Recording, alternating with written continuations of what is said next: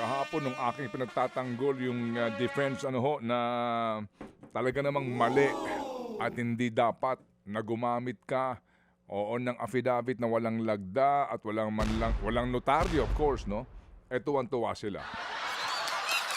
Kumbaga, hero ka.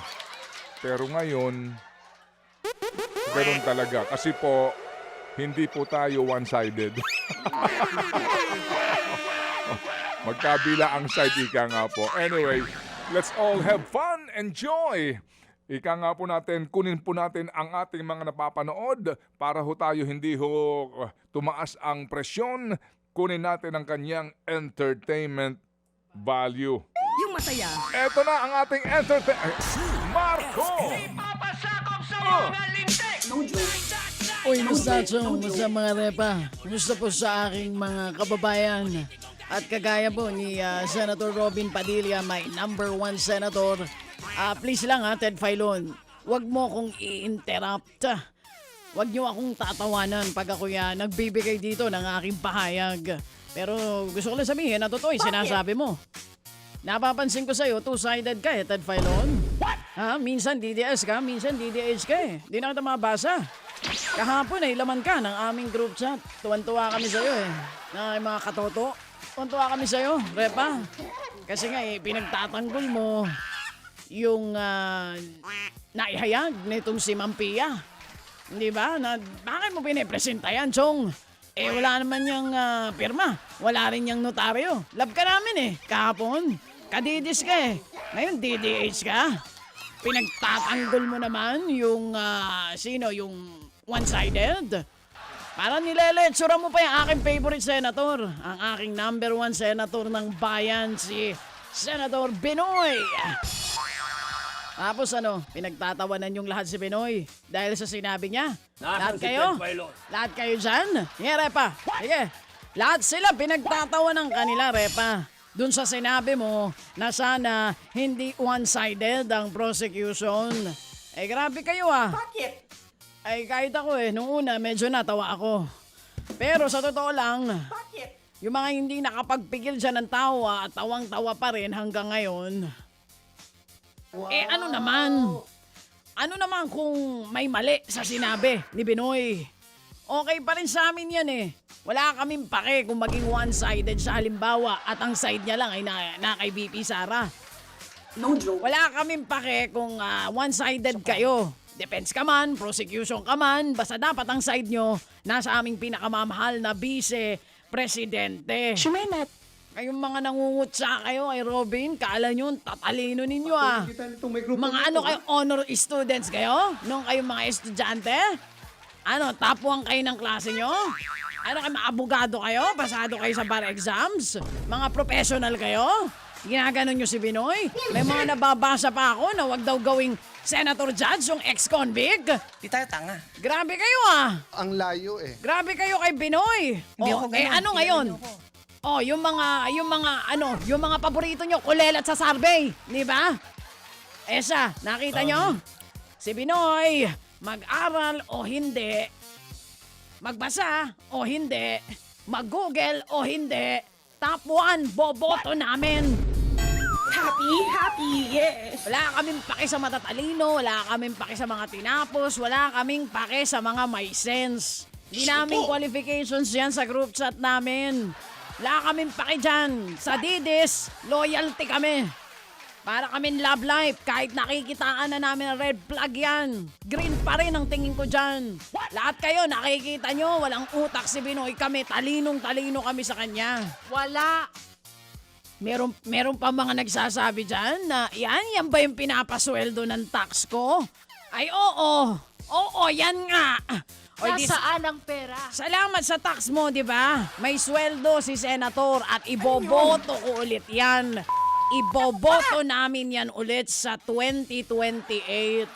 Kayong mga kakamping kayo dyan. Aray? Magsiiyakan kayo lahat dahil sa 2028 number 1 si Binoy. Punta naman tayo dito sa isa pang paborito ko senator. Kahapon kasi isang favorite ko si FB Alan, medyo tahimik Punta tayo dito kay Senator Pia na mukhang mainit na naman ang ulo sa tuwing nakikita si Matibag, nag-iinit talaga ang kanyang dugo Lukaret. at talagang hindi na niya maitago, ano? No? Senator Pia, ikaw, Chacha, may mga sinasabi ka pa kanina. Ha, na parang ano, na ang tanga mo pagka naririnig mo si Senator ko, Senator P. O ano naman, talaga namang siya lang ang matalino, siya lang ang nagbabasa, siya lang ang may yellow pad, siya lang ang prepared. Hindi ba nung mga bata tayo, ganyan sa group project? Siya lang ang gumagawa ng group project pero lahat may grado. Pero nagtataka din ako, kagaya ninyo, kung anong kinalaman ng Senate shootout doon sa, anong connect ba nun sa impeachment?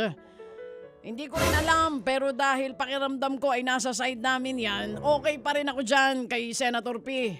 Kahit mag-init ang ulo niya, masaya siya, hinihingal siya, ang mahalaga, dama ko, nasa side namin siya. Lagi siyang parang hinihingal. May isa pang nag-init ang ulo. Idol Rafi, Senator, nag-init ang ulo ha. Sabi niya, mas mabilis daw tumunog ang bell kaysa kapag majority senators ang tumatayo at nagsasalita. Ang pangalan ng bell ringer ay si Nika. Nika ba ang pangalan? Ano idol? Didis din yun siguro. Kaya siguro mabilis Aray. ang kanyang pag-ring pagka sa inyong mga majority senator. Pero kahapon nga kung mapapansin ninyo, ang kaba sa mga mata at salita ni Alan. Naaawa ako sa aking tiyong na si Alan. Di siya masyado nagsasalita, hindi ko rin malaman kung bakit no? Ang sinabi na lang niya, magkikita naman daw sila ng madalas ni Matibag dahil nga siya iniimbestigahan dahil dun sa kaldero na yan, no? Ng SEA Games at ng kung ano-ano pa. Pero Repa, wag mo munang mamadaliin. Parang pinapabilis mo, parang gusto mo agad mag-reunion kayo ng mga dati mong kasama Huwag mo sasabihin yan. Ang sabi nga, be careful what you wish for.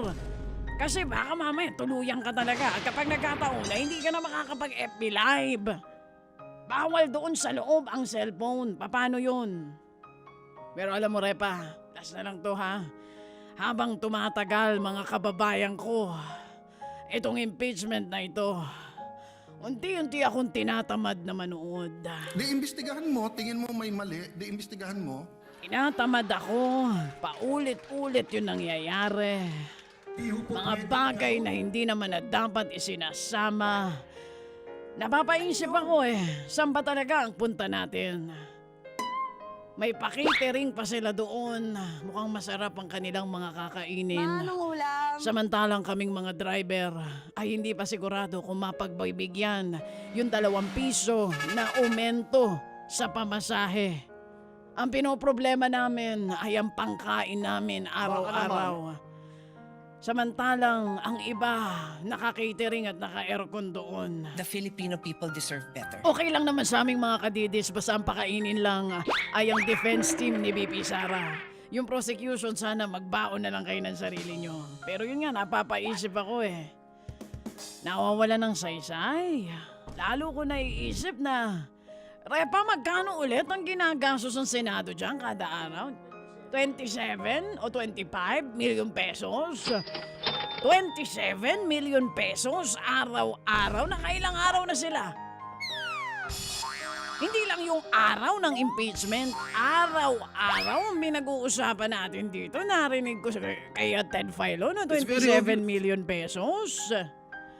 Ang laki It was a buffet. Kung ako tatanungin, ano bang mapapala namin dyan? Kami dito, hirap na po sa presyo ng diesel, presyo ng pagkain, presyo ng bigas.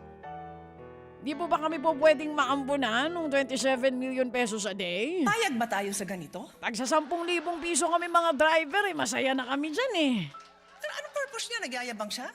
Kasi ngayon, parang ang tanging tumatakbo lang dito sa kaso ng impeachment, Repa ha? Tumatakbo ang metro ng gastos ng taong bayan. Araw-araw. Pupuntahan ang bayan natin. Patagal ng patagal, dinidikdik nyo si VP Sara. Pero wala namang mangyayari. Mahal pa rin namin siya. Wow. Okay, Ano ba pinakain sa'yo? wala. Kami pa nga ang gumagastos Pero dati meron pa burger. Anong tawag sa'yo? loyal. Okay, peace out, yo. Mga kapatid, patuloy po kayong tumutok sa 105.9 True FM para sa totoong balita, impormasyon, music, and entertainment. Mag-subscribe sa aming YouTube channel at podcast at sundan nyo kami sa Facebook, Instagram, X at TikTok sa True Network PH. Bisitahin din po ang aming official website, truefm.ph. At panoorin din kami sa True TV Signal, Channel 19. Kami po ang 105.9 True FM. Laging true sa'yo, kapatid.